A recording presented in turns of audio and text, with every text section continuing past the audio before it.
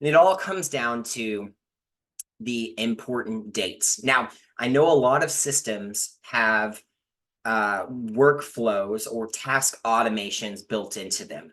And we wanted to build out task automations, but something that I realized is these automations are sometimes over complexed. That's not a word, but they are very complex, and we have to think through systems of hundreds of different processes and tasks for, say, a new lead workflow, a first-time home buyer workflow, and it ranges from first contact all the way through contracting to close.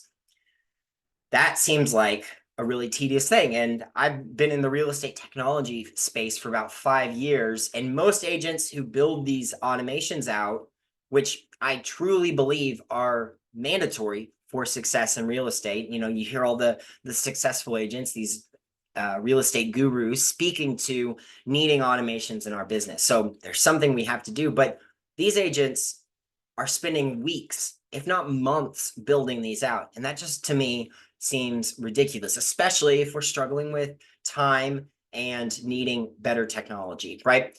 So that is where I built out the communication matrix, like I said before.